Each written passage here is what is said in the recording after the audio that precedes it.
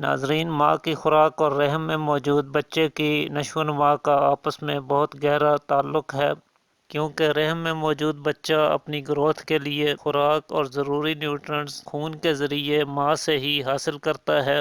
Research سے یہ بات ثابت ہو چکی ہے کہ ایسی خواتین جن کی غذا حمل کے دوران غیر متوازن، ناقص یا کم ہوتی ہے، ان کے بچے یا تو پری ٹرم یعنی وقت سے پہلے پیدا ہوتے ہیں، وزن میں کم، کمزور یا پھر معذور پیدا ہوتے ہیں۔ یہی وجہ ہے کہ دوران حمل غذا کا متوازن ہونا ماں اور بچہ دونوں کی صحت کے لیے انتہائی اہمیت کا حامل ہے۔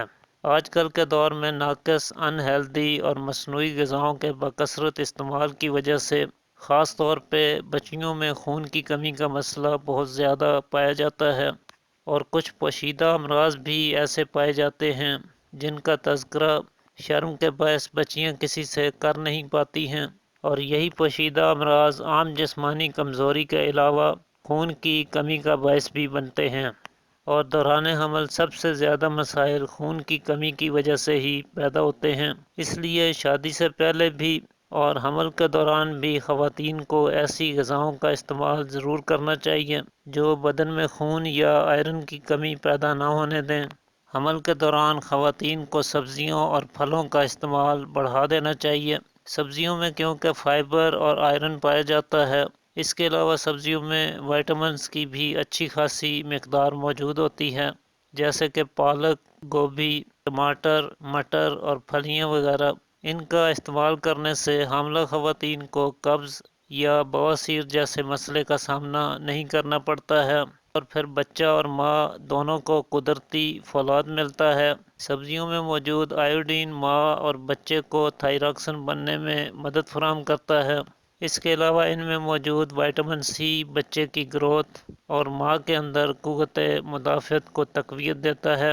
اسی طرح دوران حمل پھلوں کا استعمال بھی ضرور کرنا چاہیے، خاص طور پہ مالٹا، سنترا، کینو یا امرود وغیرہ۔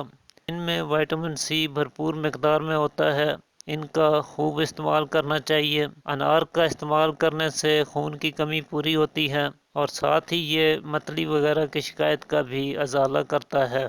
اس کے علاوہ خشک میوہ جات جیسے کہ بادام، پستہ، میوہ اور کاجو، انہیں مناسب مقدار میں کبھی کبھی استعمال کر لینا چاہیے۔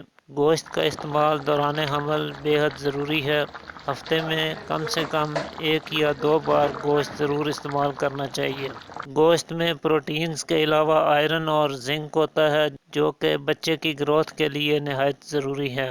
ایسی خواتین جو بڑے گوشت سے پرہیز کرتی ہیں، وہ بکرے کا گوشت، مرغی کا گوشت یا پھر ان کا سوپ استعمال کر سکتی ہیں، اور وہ خواتین جو گوشت کو بالکل پسند نہیں کرتی ہیں، وہ سبزیوں کے ہمراہ دالوں کا استعمال کریں، کیونکہ دالوں میں بھی پروٹینز اچھی خاصی مقدار میں موجود ہوتے ہیں۔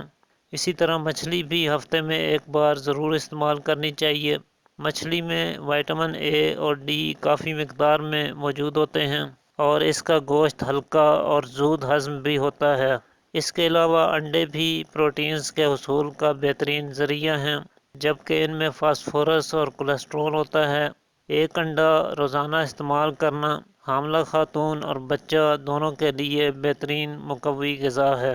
البتہ جن خواتین کو انڈا کھانے سے متلی کی شکایت ہوتی ہے، وہ اس سے پرہیز کریں۔ حاملہ خاتون کو دودھ کا استعمال بھی ضرور کرنا چاہیے، کیونکہ دودھ میں موجود پروٹینز، کیلشیم اور وائٹامن ڈی ماں اور بچہ دونوں کی صحت کے لیے بے حد ضروری ہوتے ہیں۔ لہٰذا حاملہ خاتون کو روزانہ کم سے کم 1 لیٹر فل کریم دودھ کا استعمال ضرور کرنا چاہیے۔ دوران حمل پانی کا مناسب مقدار میں استعمال بھی بے حد ضروری ہے۔ جسم میں پانی کی کمی بالکل نہیں ہونی چاہیے، کیونکہ ڈی ہائیڈریشن بچے پر اثر انداز ہو سکتی ہے۔ کچھ خواتین سگریٹ نوشی کی عادی ہوتی ہیں، اور ریسرچ سے یہ ثابت ہو چکا ہے کہ ایسی خواتین جو تمباکو نوشی کرتی ہیں، ان کے بچوں کا پیدائشی وزن بہت کم ہوتا ہے، جسے کارباکسی ہیموگلوبن کہا جاتا ہے۔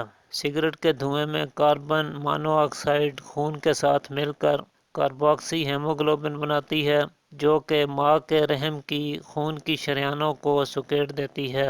جس کے نتیجے میں بچے کو آکسیجن بہت کم ملتی ہے اور اس کی رحم میں پرورش بہت کم ہوتی ہے۔ بعض دفعہ بچہ پیدائش کے پہلے ہفتوں میں ہی مر جاتا ہے، اور کم وزن کے بچوں کو ذہنی معذوری کے علاوہ آئندہ زندگی میں صحت کے حوالے سے کئی قسم کے مسائل کا سامنا کرنا پڑتا ہے۔ اسی طرح شراب نوشی کی عادت سے بھی بچوں کی پیدائش اور نشو و نما پر بہت برا اثر پڑتا ہے۔ اس سے بھی اکثر بچے معذور اور کم وزن پیدا ہوتے ہیں۔ ایسی صورت میں بچے کے سر کا چھوٹا ہونا، ذہنی معذوری، نشو و نما میں کمی، چھوٹی آنکھیں، نیلے ہونٹ اور دل کی بیماریوں جیسے مسائل پیدا ہو سکتے ہیں۔ اس لیے اس عادت کا ترک کرنا بے حد ضروری ہے۔ دوران حمل ان تمام غذاؤں کے استعمال کے ساتھ ساتھ جو کا دلیا، ڈبل روٹی وغیرہ ایسی نشاستہ دار غذاؤں کا استعمال بھی کرتے رہنا چاہیے۔ آٹا ہمیشہ بغیر چھنا ہوا استعمال کریں تاکہ قبض جیسی شکایت سے بچا جا سکے۔ حاملہ خاتون کے اہل خانہ کو چاہیے کہ وہ ایک پرسکون اور خوشگوار ماحول مہیا کریں، خاتون کو سٹریس اور ٹینشن سے مکمل طور پہ دور رکھیں۔ ناظرین، اگر ان تمام باتوں پر عمل کیا جائے تو نہ صرف بچہ خوبصورت، صحت مند اور ذہین پیدا ہوتا ہے، بلکہ بچے کی ماں کی صحت بھی قائم رہتی ہے۔ تو آج کے لیے اتنا ہی ناظرین، امید کرتا ہوں آج کی ویڈیو آپ کے لیے مفید ثابت ہوگی۔ اسی کے ساتھ اجازت چاہتا ہوں، اللہ حافظ۔